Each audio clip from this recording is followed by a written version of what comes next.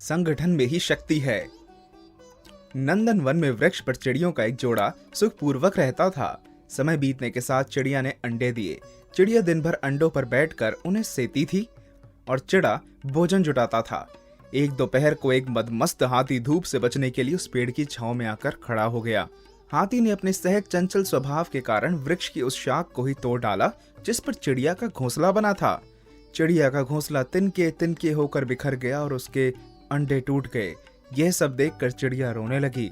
चिड़िया के विलाप को सुनकर उसी पेड़ पर रहने वाला कठफोड़वा बोला, विलाप करने से तुम्हारे बच्चे जीवित नहीं हो जाएंगे।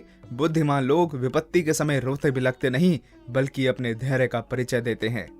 मित्र, तुम सत्य कह रहे हो। इस दुष्ट हाथी ने अकारण मेरे बच्चों की हत्या की है। यदि तुम मेरे सच्चे मित्र हो तो इस दुष्ट हाथी को दंड देने में मेरी सहायता करो। विपत्ति के समय में ही सच्चे मित्र की पहचान होती है। जो विपत्ति में मित्र की सहायता नहीं करते वह मित्रता के योग्य नहीं होते। मैं तुम्हारी सहायता अवश्य करूंगा। मेघनाद मेंढक और विणाक मक्खी मेरे परम मित्र हैं। मैं उनके साथ सलाह करके कोई योजना बनाता हूँ। आप मेरे लौटने तक यही मेरी प्रतीक्षा करना। कठफोड़वे ने सहानुभूति दर्शाते हुए कहा। कठफोड़वा अपने मित्र मक्खी के पास आया और चिड़िया की दुख भरी कहानी सुनाने के बाद कहने लगा, जब तक वह अपनी बर्बादी का बदला उस हाथी से नहीं ले लेती तब तक उसे चैन नहीं आएगा। मित्र होने के नाते मैंने उसे हाथी से बदला लेने में उसकी मदद करने का वचन दिया है। मित्र मित्र होता है और फिर मित्र का मित्र भी तो हमारा भी मित्र हुआ। हम उसकी सहायता करने में तुम्हारा साथ जरूर देंगे। विणाक मक्खी और मेघनाथ मेंढक ने एक स्वर में कहा। वह तीनों रोती बिलखती चिड़िया के पास जा पहुंचे।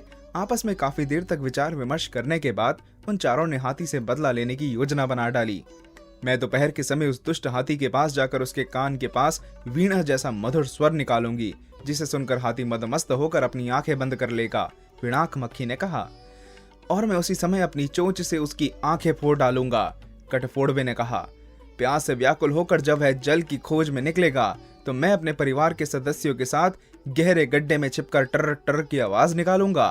वह दुष्ट हाथी समझेगा वहां पानी के लिए जल उपलब्ध है और वह जैसे ही उस गहरे गड्ढे की ओर बढ़ेगा उसमें गिर जाएगा और भूख प्यास से तड़प तड़प कर अपनी जान दे देगा। मेघनाथ मेंढक ने योजना को अंतिम रूप देते हुए कहा। दूसरे दिन चारों ने अपनी योजना को कार्य रूप देने के लिए एक साथ निकल पड़े। चिड़िया की देखरेख में योजना को अंजाम दिया जाने लगा। विणाक मक्खी ने हाथी के कान के पास मधुर संगीत का स्वर निकाला, जिसे सुनकर हाथी ने मदमस्त होकर अपनी आंखें बंद कर ली। कठफोड़वे ने अपनी चोंच से हाथी की आंखें फोड़ डाली। वह बुरी तरह तड़पने लगा और उसे प्यास सताने लगी। योजना के अनुसार एक गहरे गड्ढे के पास मेघनाथ मेंढक और उसके परिवार के सदस्य टर टर की आवाज निकालने लगे। अंधे हाथी ने समझा यहाँ पानी है।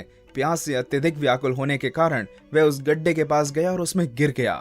कुछ ही दिन बाद भूख और प्यास से तड़पते रहने के कारण हाथी के प्राण पखेरु उड़ गए। इस प्रकार दुष्ट हाथी मर गया और चिड़िया का प्रतिशोध भी पूरा हो गया। कथासार। संगठन में अपरिमित बल है। असमर्थ और दुर्बल प्राणी भी एक समूह में रहकर और संगठित होकर बहुत कुछ कर सकता है।